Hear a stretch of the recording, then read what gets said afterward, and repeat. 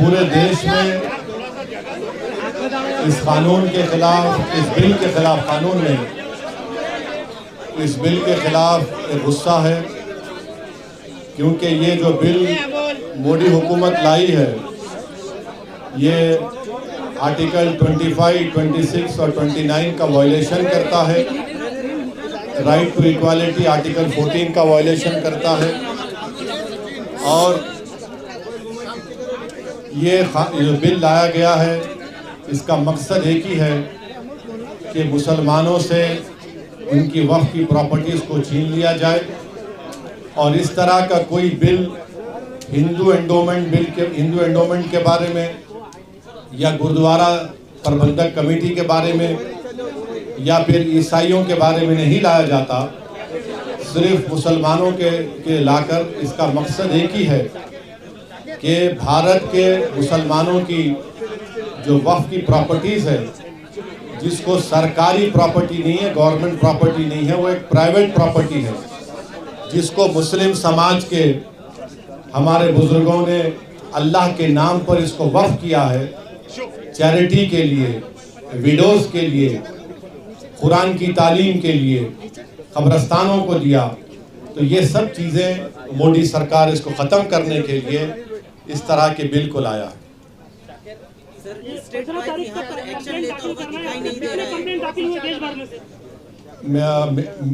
Media reports ही आ रही है कि एक मीडिया रिपोर्ट है कि 4 लाख, कोई कह रहा है 8 लाख। तो 15 सितंबर तक टाइम है। मैं उन तमाम भारत के नागरिकों से अपील कर रहा हूं कि जो भारत की खूबसूरती है उसका भाईचारा है, और हमारे देश में हर एक को अपने मज़हब पर चलने की इजाज़त है। ये बिल इन तमाम चीज़ों को ख़त्म करना चाहता है। तो जो all India Muslim personal law board ने भी जो QR कोड के ज़रिए आपसे अपील की है कि आप इंग्लिश और हिंदी में इस बिल के ख़िलाफ़ ये जो वफ़ का NRC साबित होगा, आप अपना रिटर्न रिप्रेजेंटेशन भिजाए कमेटी को, सरकार को भिजाए कमेटी को। और महाराष्ट्र में ये कई जगह पर रिप्रेजेंटेशन दिए जा रहे हैं पर्सनल लॉ बोर्ड की लीडरशिप में। आज औरंगाबाद में पहली मीटिंग हुई है, और देश भर में इस तरह के पब्लिक प्रोटेस्ट मीटिंग्स होंगे, जिसका फैसला all India Muslim personal law board ने किया है। इस कानून में ये बात आपको समझना है कि लिमिटेशन का जो कानून है, आप वक्फ प्रॉपर्टी से निकाल दे रहे हैं। हिंदू एंडोमेंट में लिमिटेशन अप्लाई नहीं होता, वक्फ में क्यों अप्लाई हो रहा है? हिंदू एंडोमेंट बोर्ड में और NGT हो या रेलवेज क्लेमेंट ट्रिब्यूनल, ऐसे 14 ट्रिब्यूनल्स है जहां पर उनके फैसले को फाइनल माना जाता है। और बीजेपी झूठ बोल रही है कि ट्रिब्यूनल के डिसीजन के बाद कोर्ट्स को नहीं जा सकते। आप रिवीजन पिटीशन डालते हाई कोर्ट में और फिर सुप्रीम कोर्ट जा सकते हैं। इस कानून में आप वक्फ बाय यूज़र ख़त्म करना चाह रहे हैं, मगर सेक्शन 123 ऑफ प्रॉपर्टी एक्ट में आप ट्रांसफ़र ऑफ प्रॉपर्टी और अलाउज कर रहे हैं। वक्फ बाय यूज़र क्यों निकालना चाह रहे? क्योंकि मोदी ये बोल रहे हैं कि 200 साल पुराने कागज़ लेकर आओ, और कागज़ नहीं निकलेगा तो वो उस प्रॉपर्टीज़ को कब्ज़ा करना चाहते हैं। हिंदू समाज में by custom and by usage एक टेम्पल और टेम्पल की प्रॉपर्टी बन सकती है, तो मुसलमानों में वक्फ बाय यूज़र क्यों नहीं बन सकता वक्फ? मोदी सरकार कलेक्टर को इतना पावर दे रही है कि कलेक्टर अगर इंक्वायरी जब करेगा किसी प्रॉपर्टी, कोई भी प्रॉपर्टी के बारे में वक्फ की, तो जब तक वो प्रॉपर्टी इंक्वायरी मुकम्मल नहीं करता, वो प्रॉपर्टी वक्फ की नहीं रहेगी। और प्रिंसिपल्स ऑफ नेचुरल जस्टिस ये पुकार कर कह रहा है कि कोई भी कलेक्टर या कोई भी आदमी अपने ही मैटर में जज नहीं हो सकता है। ये कौन है आप कलेक्टर को इतना पावर देने वाले कि कलेक्टर डिसाइड? उस एक्ट, इस बिल में ये भी कह दिया गया कि इस बिल को कानून बनने के बाद या उससे पहले जो भी वक्फ प्रॉपर्टी है, अगर वो गवर्नमेंट कब्जे में है तो कलेक्टर तय करेगा और कलेक्टर फैसला भी दे सकता है। ये क्या हो रहा है इस देश में? नरेंद्र मोदी मुसलमानों से ये प्रॉपर्टीज को छीनना चाह रहे। इसीलिए हम ये कह रहे हैं कि ये कानून आर्टिकल 14, आर्टिकल 25, आर्टिकल 26, 29 का ग्रेव वायलेशन है। इस कानून में ये था, आप देखिए मोदी बोल रहे कि कानून हम वक्फ प्रॉपर्टी को बचाना चाह रहे। पहले 95 के एक्ट में था कि अगर कोई वक्फ की प्रॉपर्टी चोरी करता तो 2 साल की कैद बामुशक्कत, रिगरस इम्प्रिजनमेंट। मोदी जी उसको सिंपल इम्प्रिजनमेंट कर रहे हैं। अभी नॉन बेलेबल है, मोदी जी बोल रहे हैं बेलेबल कर दूंगा मैं। मुतवल्ली अगर कलेक्टर की बात नहीं सुनेगा सेक्शन 61 में, तो कलेक्टर मुतवल्ली को अगर बोलेगा कि मस्जिद को तुम बोल दो गवर्नमेंट प्रॉपर्टी नहीं करेगा तो कलेक्टर को 6 महीने की सजा। आप बताइए क्या क्या करना चाह रहे हैं मुसलमानों से आप? ये कानून बना रहे हैं। और जितने भारत की पॉलिटिकल पार्टीज हैं उनको सोचना पड़ेगा, चाहे वो इंडिया की सपोर्ट कर रहे हैं या नहीं कर रहे हैं, ये कानून भारत के कॉन्स्टिट्यूशन के खिलाफ है। आप कैसे इस तरह का कानून बना रहे हैं? आप पूरी प्रॉपर्टीज को छीनना चाह रहे हैं। ये काम इस बिल के जरिए मोदी करना चाहते हैं। सर, अगर एंटीलिया की बात की जाए तो उसमें कई सारे वक्त के मेंबरान थे, उन्होंने नॉन वक्त प्रॉपर्टी उसे घोषित किया है, तो उनको आप एक्शन लीजिए, उनको हटाइए। और वो मैटर सुप्रीम कोर्ट में है। महाराष्ट्र की सरकार एक स्टैंड ले, शिंदे की सरकार एक स्टैंड ले उसके बारे में कि वक्फ की प्रॉपर्टी, और वो तो आगा खानी वक्फ का है, यतीम खाना है वो। मैंने 2013 में जब ये बिल पास हो रहा था, मैं अपनी स्पीच में इस बात का जिक्र किया। यतीम खाने पर आप बना लिए, तो महाराष्ट्र की सरकार क्या बोलना है उसके ऊपर?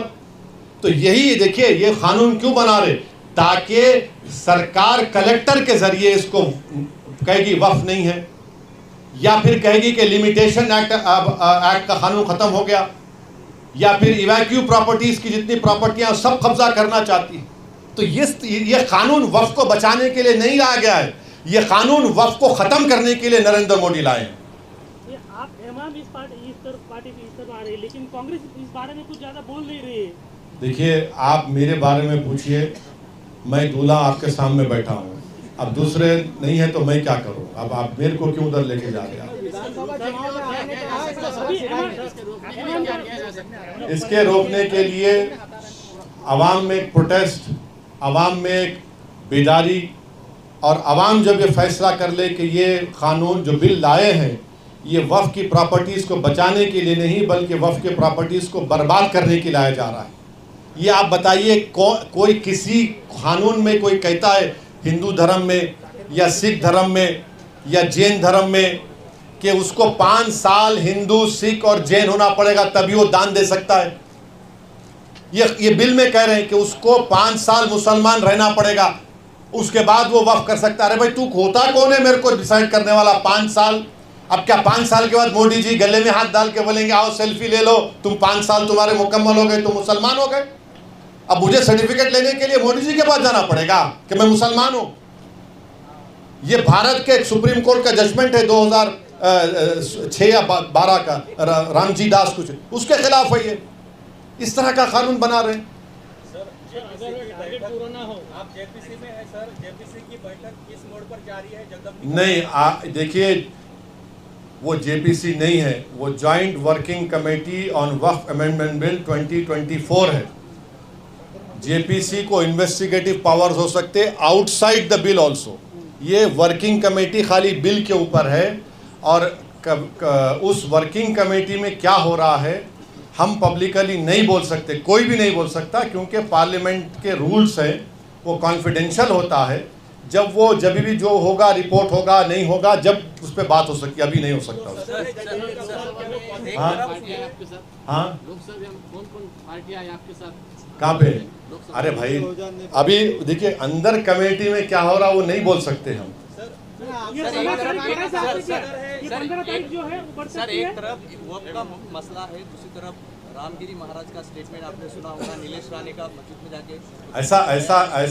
ऐसा है ना कि सत्ता के नशे में ये सब बकवास की जा रही है और गुरूर और अहंकार के मज़ाहरे किए जा रहे हैं। एक बात याद रखिए, आसमान की तरफ देखकर कोई थूकेगा ना तो थूक तुम्हारे नापाक चेहरे पे गिरेगा, आसमान पर नहीं जाता है।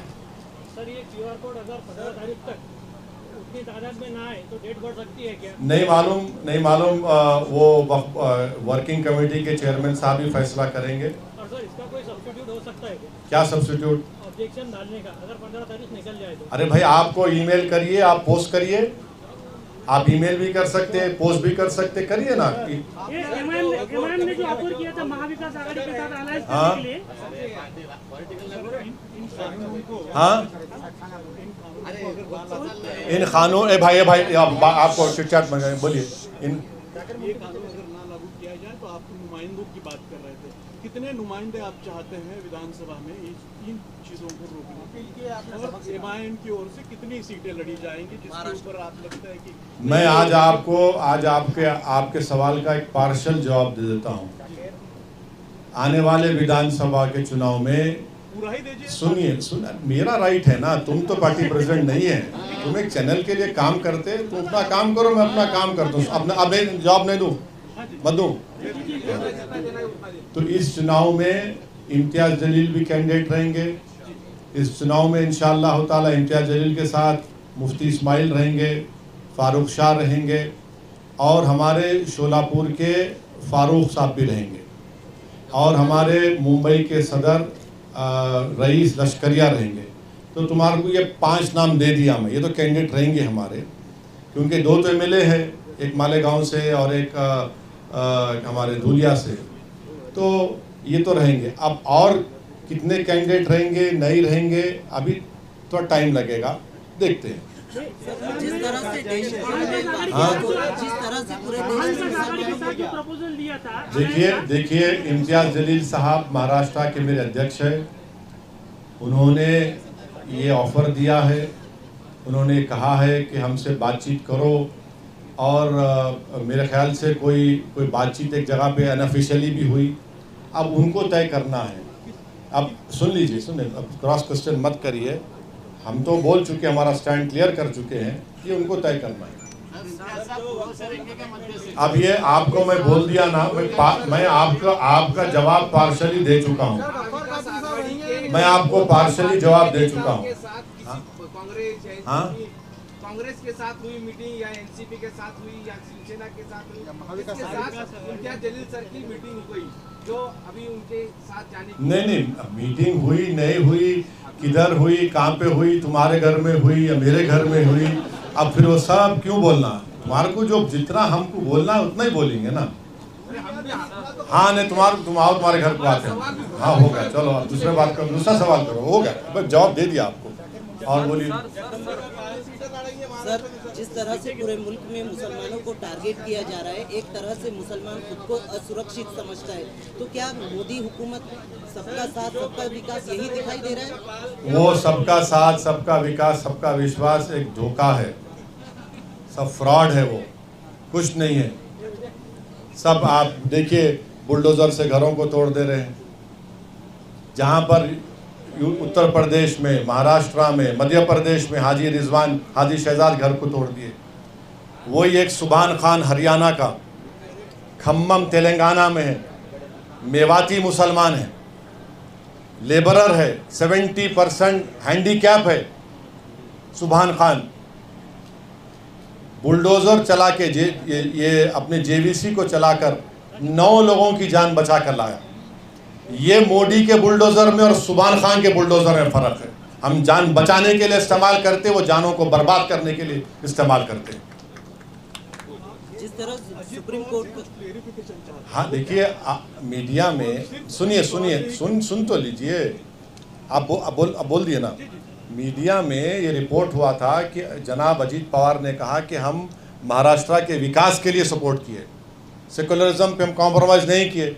हम उनको सवाल कर रहे हैं, अगर आप नहीं किए तो फिर इस बिल की मुखालिफत करिए ना आप। हम जनाब अजीत पवार से बोलना चाह रहे हैं, आप इसकी मुखालिफत करो, इसका अपोज करो। और हम इन एकनाथ शिंदे को बोलना चाह रहे, छत्रपति शिवाजी महाराज को आप इतना बोलते हैं, इतना मानते हैं, तो रत्नागिरी की वो मस्जिद, जो दरगाह जहाँ पर 652 एकड़ ज़मीन छत्रपति शिवाजी महाराज ने दी, 250 साल का रिकॉर्ड है, वफ़ छत्रपति शिवाजी ने किया, तुमको उसका भी ख्याल नहीं है। सर, जम्मू कश्मीर में आप चुनाव लड़ेंगे? नहीं लड़ेंगे। चलिए हो गया, thank you sir much, thank you.